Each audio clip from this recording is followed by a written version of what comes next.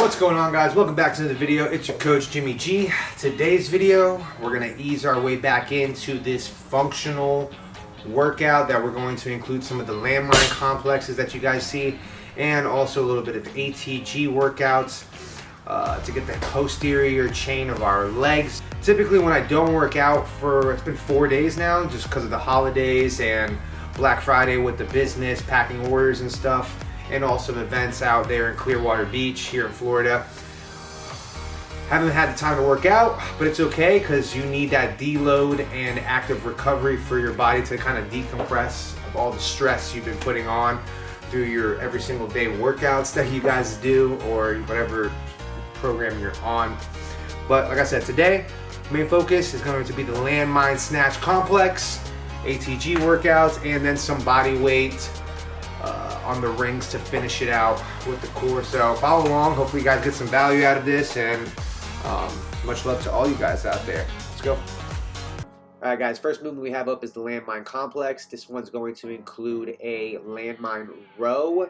After 3 of them, we're going to hit a rotational snatch, which we're going to drop under the weight, heels are off the ground, and we're packing the lat when we catch the snatch. Then we're going to rotate back, and then we're going to hit 2 rows, another rotational snatch, followed up with 1 more row to the rotational snatch.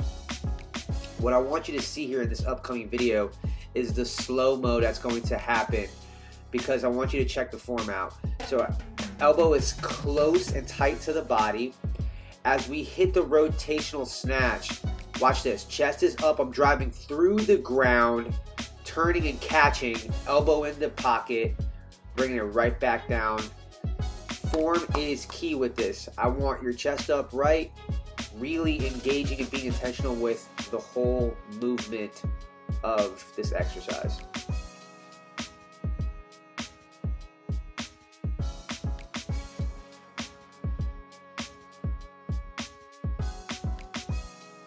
Then I added 2 45s here, and we did 2 rows into the rotational snatch. The key factor here is the rotation, right? When we rotate, we want to stick the feet into the ground on the balls of the feet with forward intent so that we're not losing balance while packing the lat. We got done with the landmine snatch complex. Now we're going to go into some Nordic curls right here on the door. I purchased these Viking strength straps for the door, and the cool thing about these is that they're not a fixed T-strap that you normally see. They're 2 individuals, and it allows you to work different hamstring engagements in different angles based on if you want to keep it close, if you want to spread them a little bit more apart, and it'll just give you a different activation of the hamstrings with the Nordics. So pretty cool. And I think there were 18 bucks, something along those lines. So very affordable. You can carry them with you anywhere you go. So let's go. We're going to use the bench for a stopping point of the Nordics so that we're able to fully engage and fully come back into contraction. So we'll work the eccentric portion and the concentric portion of the exercise. So let's get to it.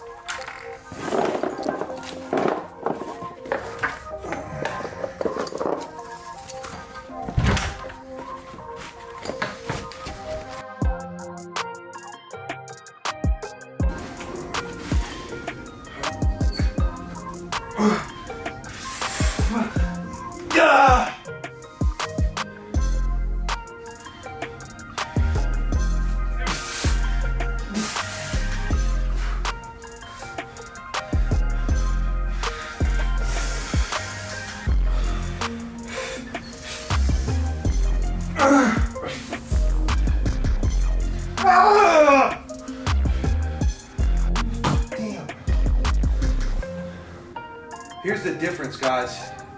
You can go arch and then just tap and get out.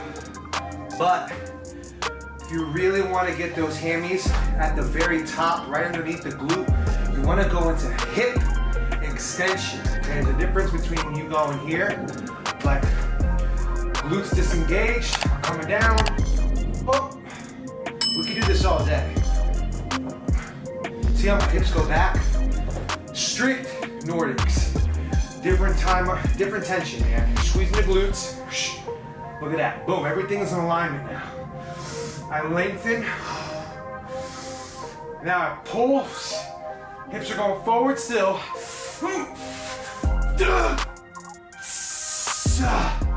That's the difference right there.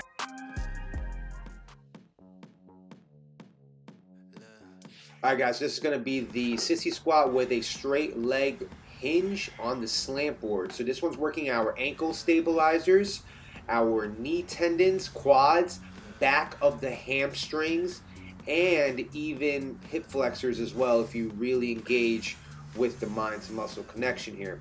So the goal is to really dig the balls of the feet into the slant board as your core is engaged to drive the knees past the toes, and then you're going to bring yourself back up, and when you do, you hinge back, straightening out the hamstrings, lengthening them, and then repeat again. Each time you're focusing on your breath work, how low can you go without breaking form, and really focusing on those feet so that they're stabilizing you.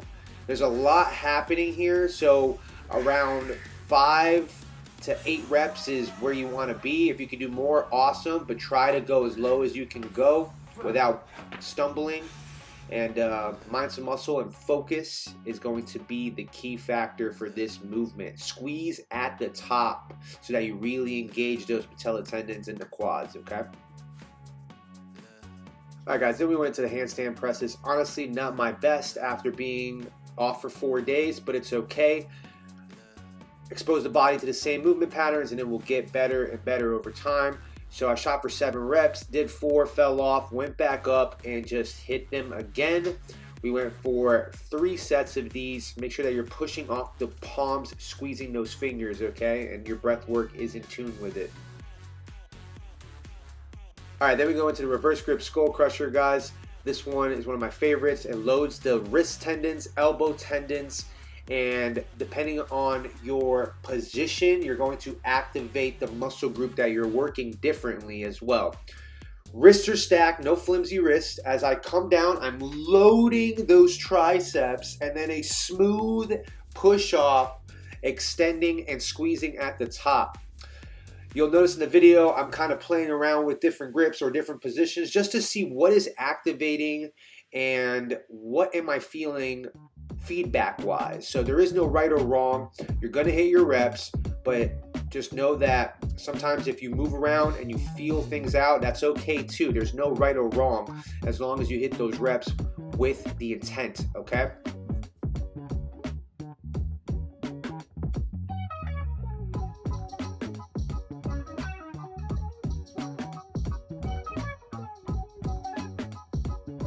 All right, last of the exercise here is the lateral raises. I only had 5s, but if you keep that mind to muscle connection and time under tension by going a little bit slower and adjusting the shoulder position, you'll be able to feel those delts working. And then at the very top, what I like to do is I like to go into a little wrist extension and then bring it down nice and controlled. And I also like to retract the shoulder blades back as well. And then if you want, play around with the positions here. I like to go behind the back as well.